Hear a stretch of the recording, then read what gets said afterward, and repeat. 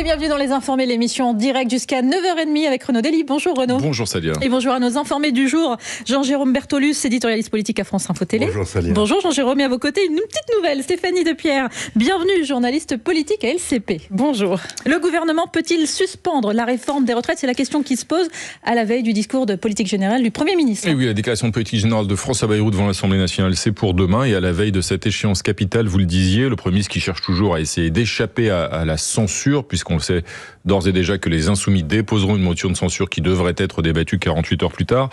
Pour essayer d'échapper à cette censure, François Bayrou, depuis déjà plusieurs jours, négocie, discute, dialogue avec la gauche hors LFI, les écologistes, les communistes et plus particulièrement les socialistes, lesquels attendent, espèrent un geste significatif sur la réforme des retraites et même carrément une suspension de tout ou partie de cette réforme, en tout cas une suspension de ce qui concerne le report de l'âge légal qui doit progressivement évoluer jusqu'à 64 ans à l'horizon 2027. Quelle serait la réaction d'autres qui, eux, sont partenaire officiellement de François Bayrou et même membre du gouvernement actuellement? Je parle de la droite. Quelle serait la réaction de la droite si jamais François Bayrou décidait d'une suspension de cet âge légal lors de son discours de politique générale demain? Voici ce qu'en disait ce matin sur l'antenne de France Info Philippe Gosselin, qui est député droite républicaine de la Manche. C'est un élément qui nous amènera à nous poser la question, effectivement, du maintien ou pas d'une participation au gouvernement. Il n'est pas question, bien évidemment, de censurer le Premier ministre et le gouvernement.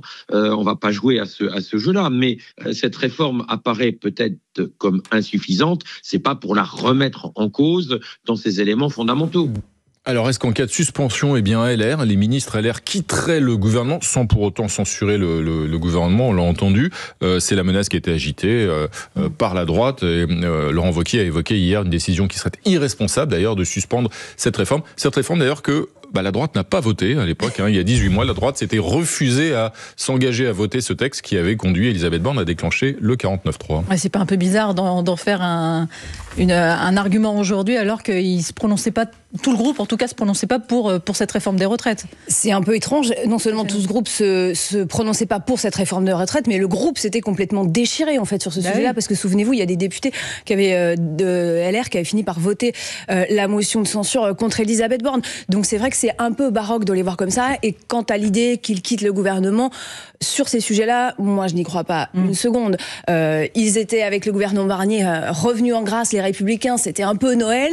Là, ils ont un peu perdu du poids, mais ils ont quand même des ministres de poids. Il y a Bruno Retailleau qui est ministre de l'Intérieur, il y a Annie Genevard qui est ministre de l'Agriculture. À mon avis, s'il y a des divergences d'analyse et s'il y a un clash, ce sera pas sur le budget. Je pense qu'ils n'iront pas jusque-là, mais peut-être plutôt sur des sujets régaliens ensuite. Ceux qui ont un rôle déterminant aujourd'hui, ce sont les socialistes, les écologistes, aussi le Parti communiste, qui sont en négociation permanente avec le ministre de l'économie pour faire suspendre cette réforme. Ce rôle déterminant du Parti socialiste là, qui mène les négociations, c'est tout nouveau.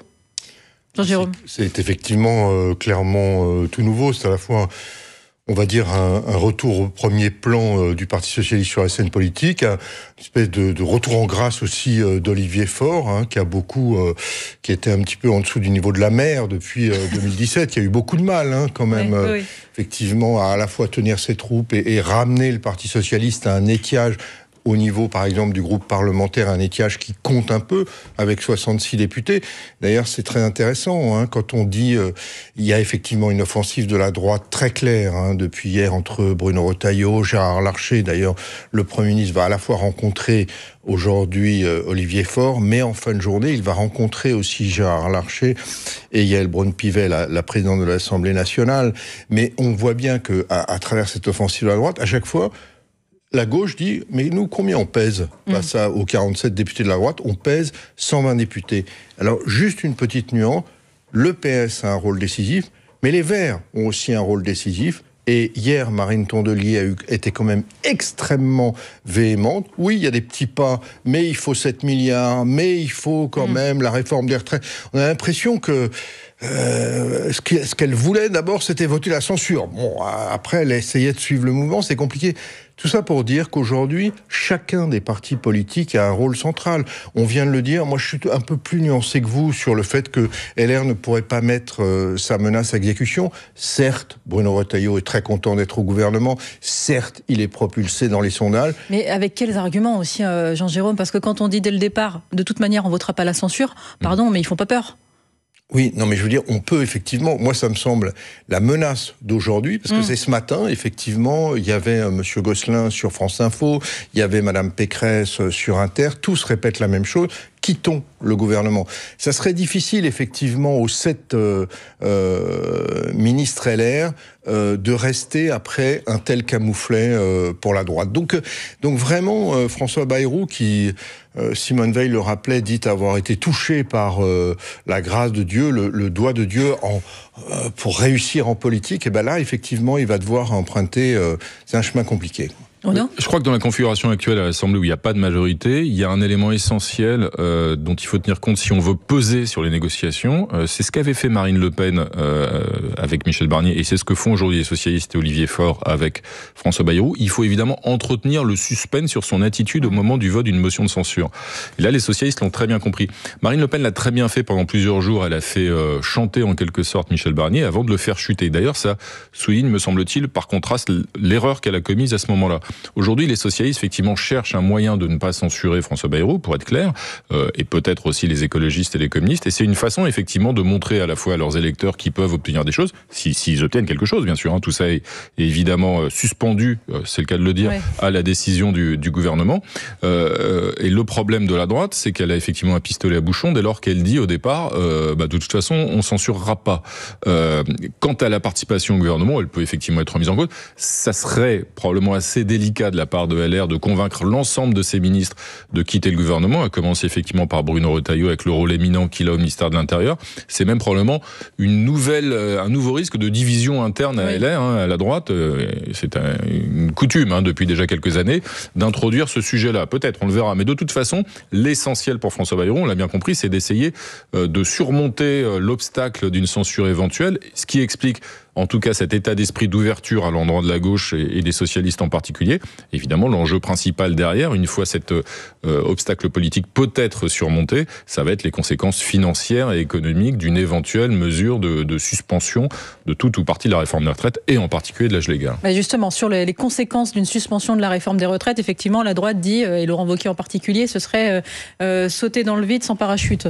Réellement, ça ressemblerait à ça ? D'un mot très vite, en fait, il y a 2 menaces. Et suivant qu'on est à droite ou à gauche, on n'évalue pas le poids de ces menaces de manière identique.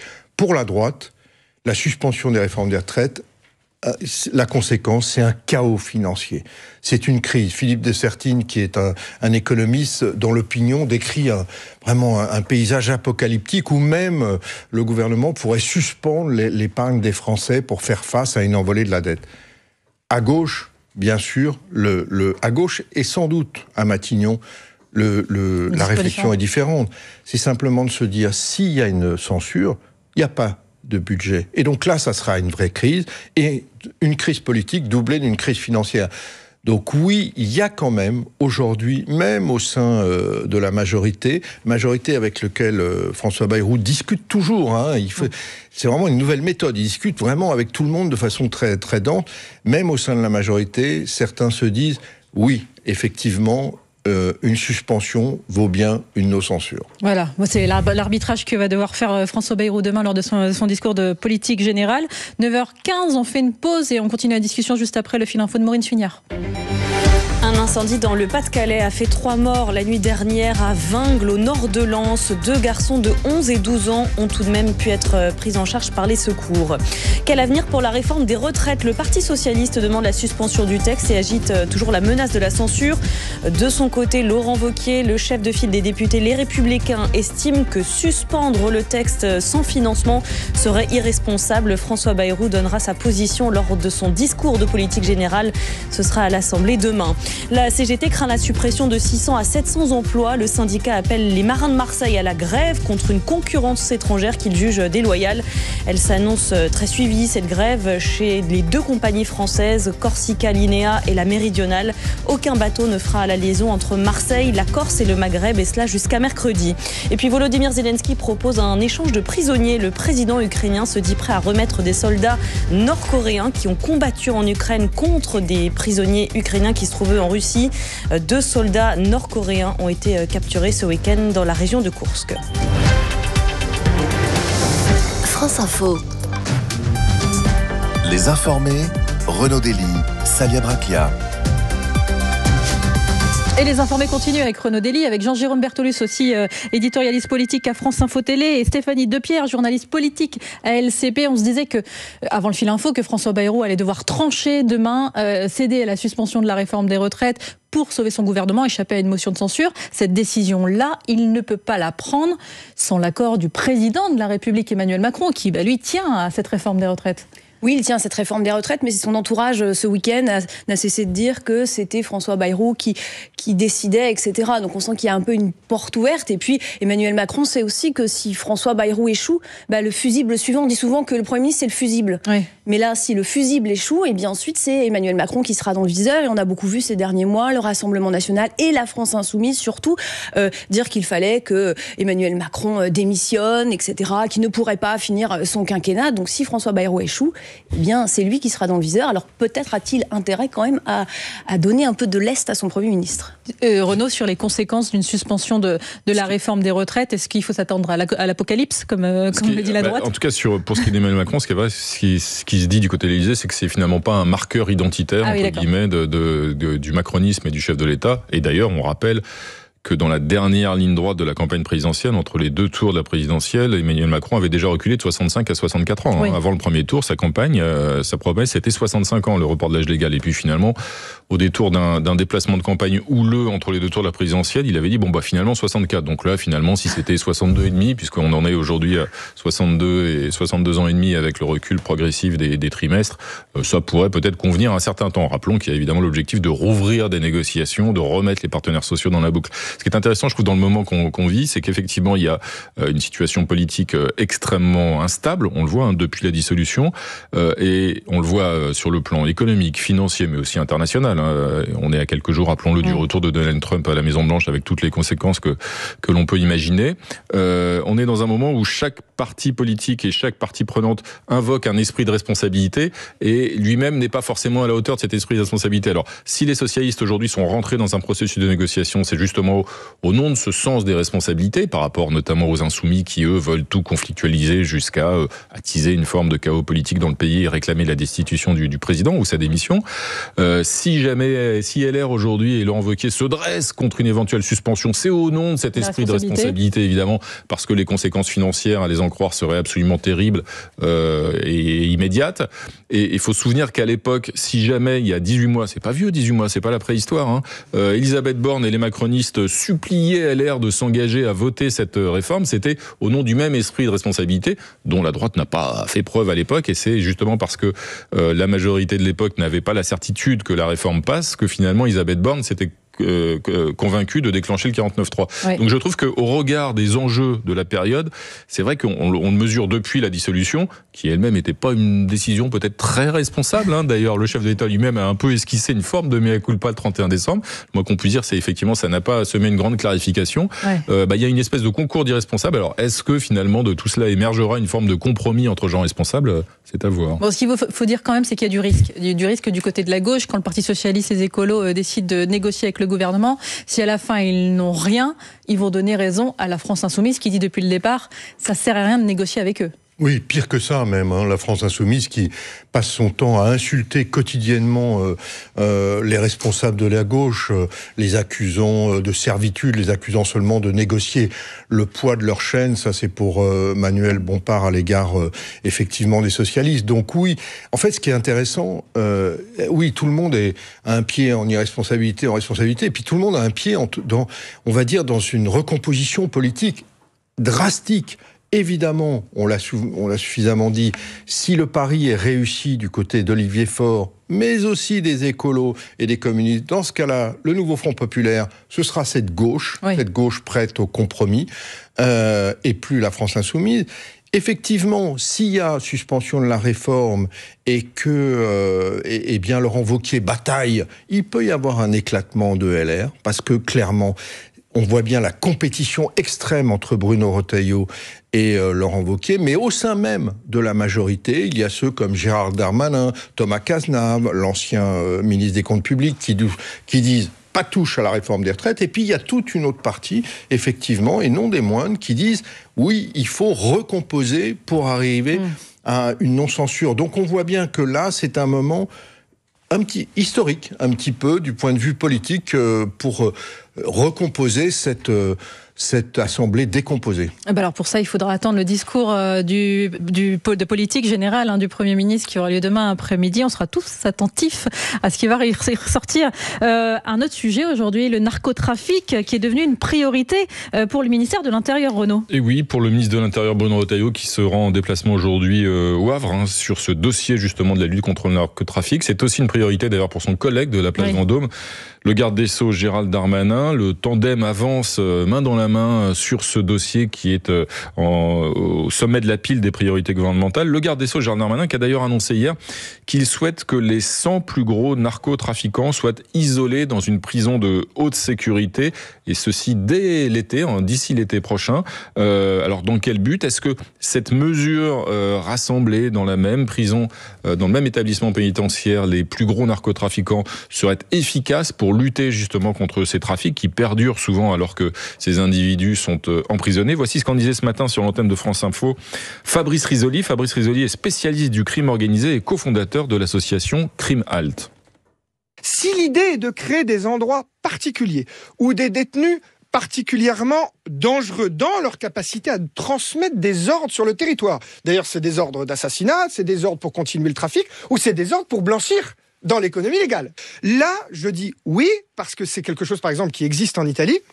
De la même manière qu'il faudra créer des endroits particuliers pour nos coopérateurs de justice, parce que eux doivent être protégés et ne doivent pas être menacés, y compris par une petite main qui peut être payée par le fameux caïd qui, lui, fait encore ce qu'il veut avec son téléphone portable.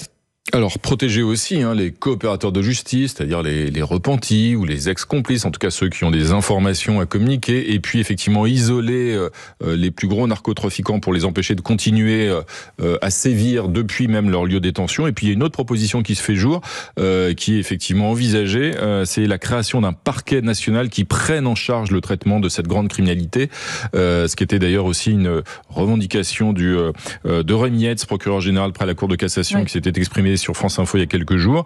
Est-ce que le gouvernement va mettre les moyens? Est-ce que l'État sera à la hauteur de cet enjeu? Et puis, pourquoi est-ce qu'aujourd'hui, le gouvernement dans son ensemble, Bruno Retailleau, place Beauvau, Gérald Darmanin, place Vendôme, mettent l'accent à ce point sur ce dossier? Stéphanie Lepierre.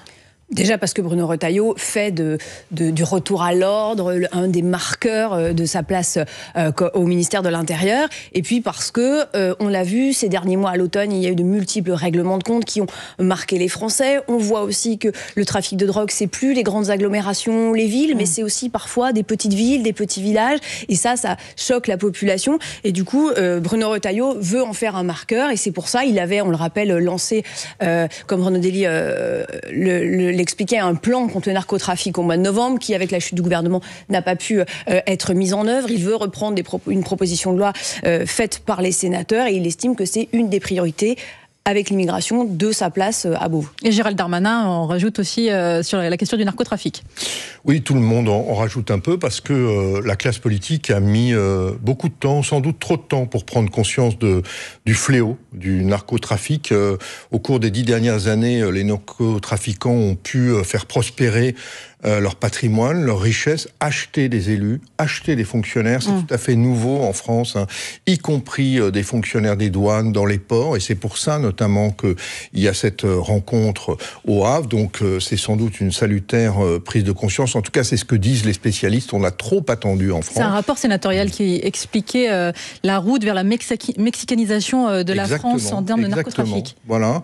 Et deuxièmement, Au Havre, aujourd'hui, on va avoir à la mairie, lors du déjeuner, l'homme politique préféré des Français, Édouard Philippe, et le ministre préféré des Français, Bruno Retailleau. Donc on voit bien qu'il y a une espèce de il y a de la politique, quoi. Voilà, il y a un petit côté politique, et puis, comme on le disait, je sais pas, responsable ou irresponsable, en tout cas tout le monde a en tête 2027, et donc il peut y avoir des discussions fructueuses entre le patron d'Horizon et l'ex-patron de la droite républicaine au Sénat. Renaud, il sourit. C'est possible, oui. Non, il est possible que ce soit aussi au menu, peut-être au dessert de la ce politique repas. est jamais loin. Et puis d'ici là, je pense que si aujourd'hui le gouvernement, en tout cas, affiche l'objectif de mettre le paquet sur ce sujet, c'est qu'effectivement, comme le disait Jean-Jean Bertolus, il a été un peu en dessous de la pile on a mis du temps à prendre conscience. C'est pas d'ailleurs là un aveuglement ou une faillite volontaire en quelque sorte des gouvernements précédents. C'est que la lutte contre les petits trafiquants, les points de deal, les opérations place nette, les choses comme ça qu'on a vues ces dernières années,